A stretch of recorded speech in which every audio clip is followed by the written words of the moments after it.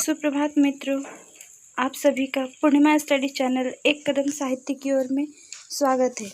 आज हम पढ़ेंगे आदिकालीन साहित्य की प्रमुख परिस्थितियाँ। सर्वप्रथम राजनीतिक परिस्थिति, धार्मिक परिस्थिति, सामाजिक परिस्थिति, सांस्कृतिक परिस्थिति और साहित्यिक परिस्थिति।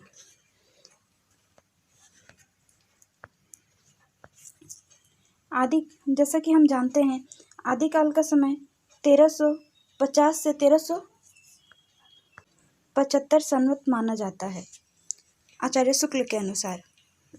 अन्य विद्वानों ने अन्य समय निर्धारित किए हैं, पर हम इसमें देखेंगे आदिकाल का समय 1050 से 1375 संवत से।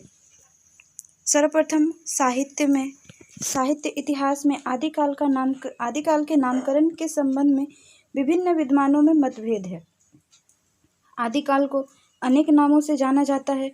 आचार्य रामचंद्र शुक्ल ने प्रवृत्ति के आधार पर 1900 वर्षों के इतिहास को अपने ग्रंथ हिंदी साहित्य के इतिहास, जो 1929 ईस्वी में लिखा गया है, इस ग्रंथ में चारों कालों को प्रवृत्ति के आधार पर लिखा गया है। तत्कालीन प्रवृत्ति को देखते हुए नामकरण करना तर्कसंगत माना जाता है। तत्कालीन परिस्थितियों को इन्होंने साहित्य में विशेष रूप में प्रयोग किया। आचार्य रामचंद्र शुक्ल ने आदिकाल का परिचय 1050 से 1375 विक्रम संवत तक माना, लेकिन रामकुमार वर्मा ने 18वीं सदी तक स्वीकार किया है। इस काल की विभिन्न परिस्थितियों को हम इस प्रकार देख सकते हैं।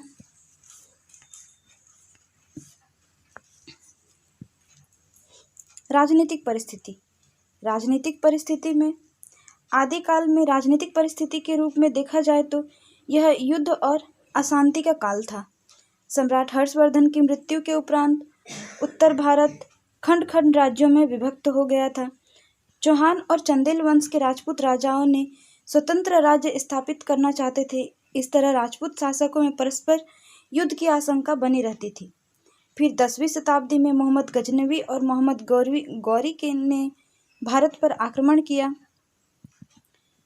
इस तरह इस समय राजनीतिक में युद्ध की प्रवृत्ति से अशांति फैला हुआ था। इस समय चारण कवि तलवार के डर से या तलवार के भय के कारण रचनाएं किया करते थे। जो कवि यहाँ पे राजाश्रित हो जाते थे, वो राजाओं के लिए रचनाएं किया करते थे, और जिन्हें तलवार का भय नहीं था, वो स्वतंत्र रूप से अपनी रचनाएं किया करते थे जग कल्याण के लिए। धार्मिक परिस्थिति में हम देखेंगे ईसा की 6वीं शताब्दी तक देश का धार्मिक वातावरण शांत था। विभिन्न धार्मिक संप्रदायों में परस्पर मेलजोल पड़ने लगा था। वैदिक यज्ञ, मूर्ति पूजा तथा जैन और बौद्ध की उपासना पद्धतियां एक साथ चल रही थी, किंतु 7वीं शताब्दी के साथ देश की धार्मिक परिस्थितियों में परिवर्तन आरंभ हुआ। इस काल में भारतीय धर्म साधना में उथल पुथल मचा हुआ था। वैदिक एवं पौराणिक धर्म के साथ साथ बौद्ध धर्म पाली भाषा में रचनाएं किया करते थे और जैन धर्म प्राकृत भाषा में रचनाएं किया करते थे। अपना प्रभाव जमाए रखा था। बौद्ध और जैन धर्म वाले अपने प्रभाव जमाए रखे थे। राजपूत तथा अहिंसा मूलक बौद्ध धर्म एवं जैन धर्म में विश्वास नहीं करते थे। इस समय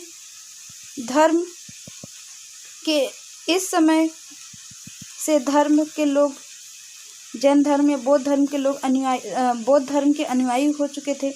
धीरे धीरे उत्तर भारत में एक नए संप्रदाय का जन्म हुआ, जिसे नाथ संप्रदाय के नाम से जाना जाता है। इस समय बौद्ध और जैन धर्म में विकृति आ गई थी। जनता असंतोष, क्षोभ, भ्रम से ग्रसित थी।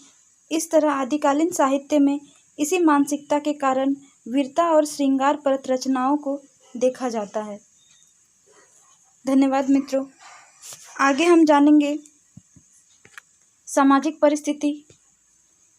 परिस्थिति के बारे में और सांस्कृतिक परिस्थिति, साहित्यिक परिस्थिति, और हम पॉइंट टू पॉइंट राजनीतिक, धार्मिक और सामाजिक को भी देखेंगे। इसकी वीडियो अगले भाग में होगी। प्यारे मित्रों, चैनल को लाइक और सब्सक्राइब और एक प्यारा सा कमेंट भी ज़रूर कीजिएगा। फिर मिलेंगे हम अगले वीडियो में।